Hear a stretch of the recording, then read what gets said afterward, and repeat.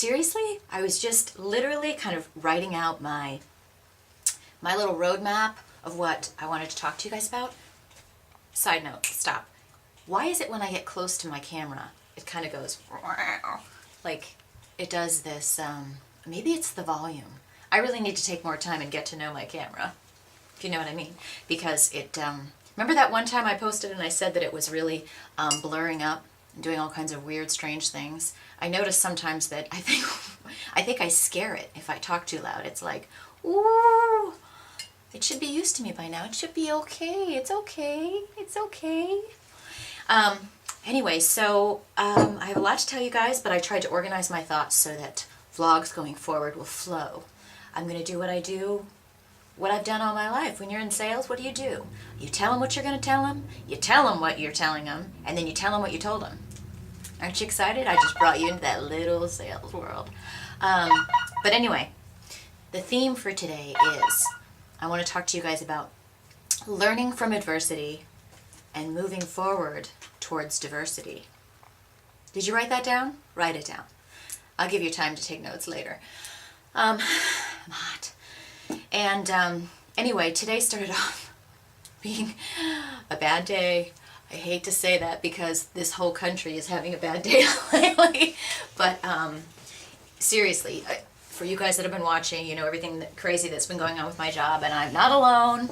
You know, there's just at my company alone, there's 150 of us that all got told, hey, have a nice day, thanks for stopping in. Take your last paycheck and bye-bye. And I think I might have told you, probably last week we found out that, oh, in addition to, you know, not having pay and whatever, then because our company declared bankruptcy, we don't have health insurance, and not even through Cobra. Now, if you're in the United States, you understand what I mean about Cobra. It's basically an option because all of you international peeps had asked me, what the heck is Cobra? Which just blows my mind. Isn't that just amazing? I think our healthcare system, I'm not getting political, just bites, but that's another thing. So with Cobra, you have the opportunity when you have either lost your job in any way, shape, or form, or trying to think, if you quit, I don't think you can get Cobra. But anyway, you can continue on with your existing healthcare coverage with your company by paying for it, but they have to make it available for you. So all of us found out that we don't even have Cobra. So all of a sudden, you're just bam without healthcare. And I was kind of freaking out because of this whole skincare infection I've been dealing with.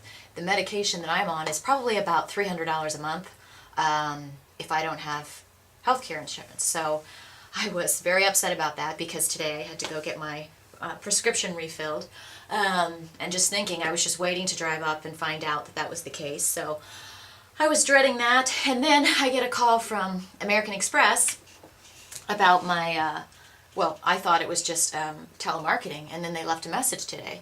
They said this is not telemarketing, and I'm thinking, why would they be calling me about my company corporate card?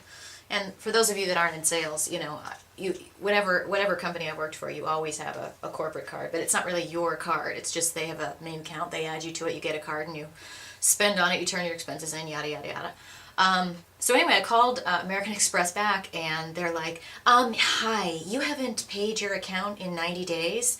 And I'm like, yeah, that's not my account. Our company went bankrupt. And they're like, well, yeah, can you pay it? I'm like, what are you talking about? And they're like, oh, it's about $5,000 and it's 90 days past due. And I'm like, it's not my problem. That's not, you know, and I'm trying to say to this guy, he was really nice, but I said, look, that's a company card. I never signed anything. It's not, you know, you shouldn't even have it really in my name.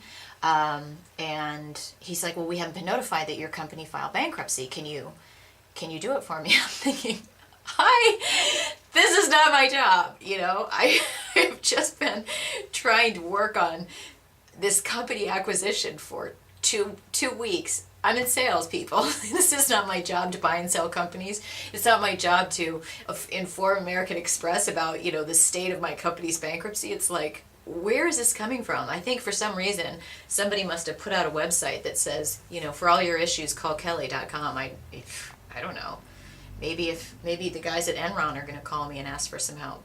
But anyway, so I got off the phone. Well, basically, this guy from American Express then tells me, if I don't pay it for the company, that it will affect my credit rating. You know, and I work pretty darn hard to keep my credit rating good. You know, it's hard enough to do it, but I was like, why would that affect my credit rating? It's not my card, and it's not my responsibility, da da da da. And I'm like, he goes, well, can you pay it? And I said, I don't have a job right now.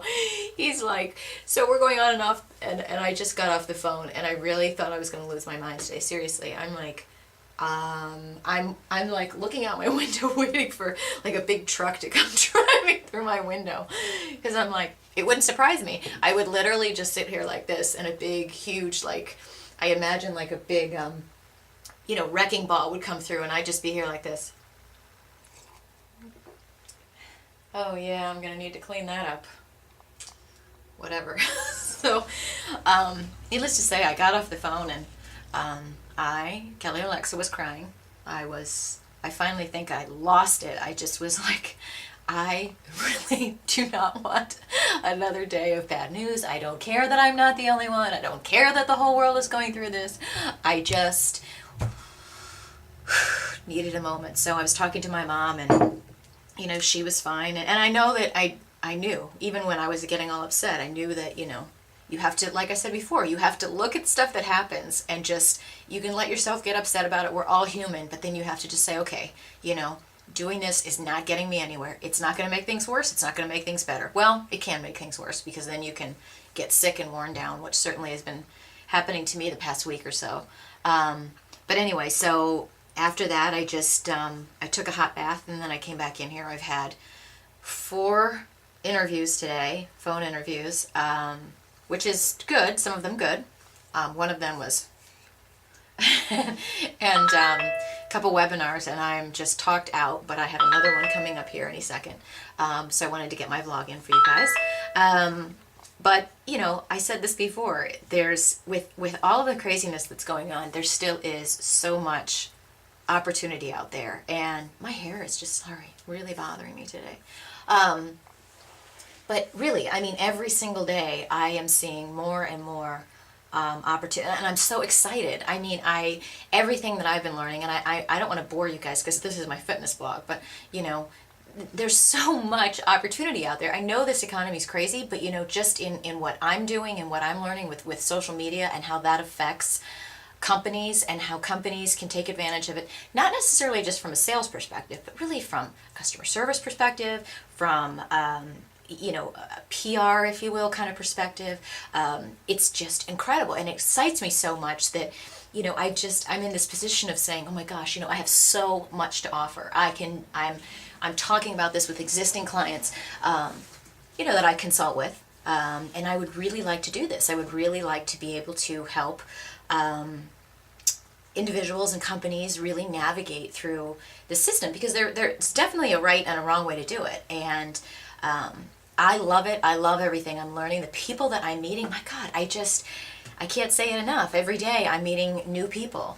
I have no doubt that this whole next year is going to be life-changing in so many ways. And that's what I wanted to talk to you guys about was, I'm looking at my time. I might have to branch into this for part 2.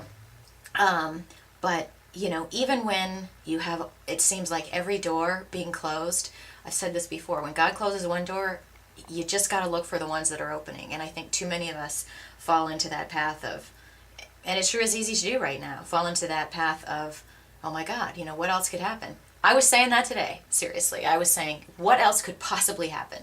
And during the past 2 years with my divorce and everything, believe me, I was like, ask anyone around me. And they were pretty much saying the same thing, like, really, what else could possibly happen?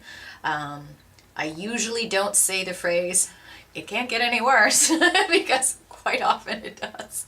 But usually there is a point where it can only get better. So I'm going to pause this now and move into part 2, and then we'll get to the goods.